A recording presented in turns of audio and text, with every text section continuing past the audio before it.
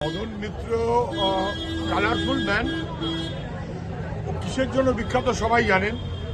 ওর কথার আমি কোনো গুরুত্ব দিই না, কিন্তু উনি বলেছেন বলপ্রয়োগ করতে যাদবপুরে। কিসের বলপ্রয়োগ? পুলিশ নিয়ে যাদবপুরকে ঠেকাবার চেষ্টা যদি কেউ করে, অথবা ছাত্র আন্দোলনকে যদি কেউ ঠেকাবার চেষ্টা করে, তার পরিণতি কি এইটা জানার মতন যোগ্যতা এখনো মদন মিত্রের হয়নি। ও বরং সৌগত রায় কি কি অপরাধ করেছে সেটা বলুক, আর সৌগত রায় ও কি কি অন্যায় করছে পারলে তা বলুক। যত অপরাধীর দল তৃণমূলের নেতা, কারোর নাম মদন মিত্র, কারোর নাম অন্য কিছু। হঠাৎ করে বলপ্রয়োগ শব্দটা একটু বেশি বলার চেষ্টা করছেন, কারণ আর ভয় পেয়ে গেছে। তৃণমূল বিজেপি দুজনেই বলপ্রয়োগের মনোভাবে চলে, এবং যখন তৃণমূল আর বিজেপি একসাথে বিধানসভায় তৃণমূলের পক্ষে ছিল মমতা শুভেন্দু, তখন বিরোধীদের ওপরে একাধিকবার বলপ্রয়োগ করেছে। দেবলীনা হেমব্রম, গৌরাঙ্গ চ্যাটার্জিদের মেরেছে বিধানসভার মধ্যে। বিরোধী দলনেতা আব্দুল মান্নান, আমরা সবাই তখন ছিলাম, বিধানসভার মধ্যে মেরে হাসপাতালে পাঠিয়েছে। ফলে তৃণমূলের নেতা হিসেবে এখনকার বিজেপি নেতারা যা করেছে, আজকের বিজেপি নেতাদের বিরুদ্ধে একই রকম বলপ্রয়োগ করছে তৃণমূল। মার্শাল দিয়ে বার করে দিয়েছে।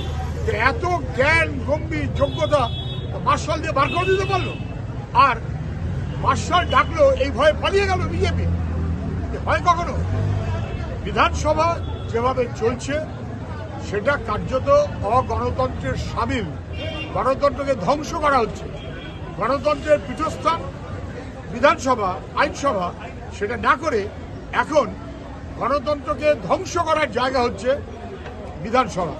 সেইভাবেই বিধানসভা পরিচালিত হচ্ছে। স্পিকার নিজে নানান রকম এমন কাজে যুক্ত হয়ে যাচ্ছেন যেটা সংবিধান সম্মত নয়।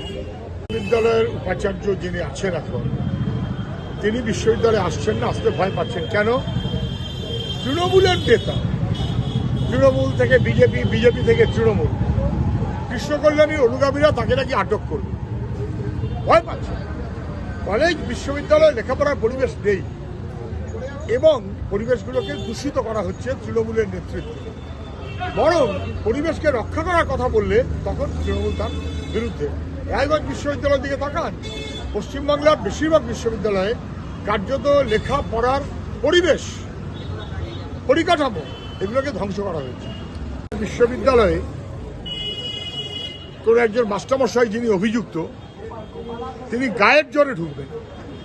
ছাত্রছাত্রীরা প্রশ্ন করেছে, অভিযুক্ত, তার বিরুদ্ধে কেস হয়েছে, পুলিশ কোনো ব্যবস্থা নিচ্ছে না, কর্তৃপক্ষ কোনো ব্যবস্থা নিচ্ছে না।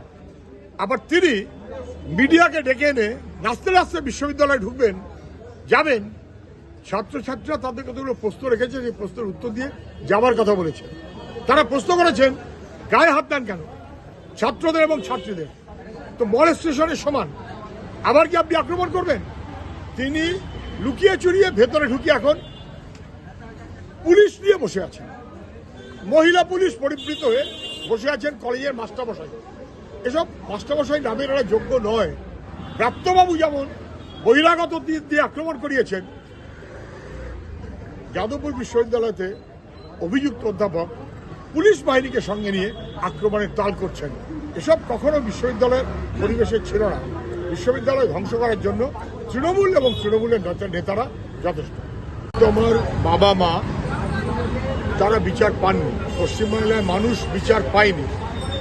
মেডিকেল ফ্র্যাটার্নিটি সহ গোটা রাজ্যের সাধারণ মানুষ তারা বুঝতে পারছে, হাসপাতালের মধ্যে যেভাবে ধর্ষণ এবং খুন, তারপর তাকে ধামাচাপা দেওয়ার প্রচেষ্টা তৃণমূল সরকার, ফলে বিচার তারা পাননি।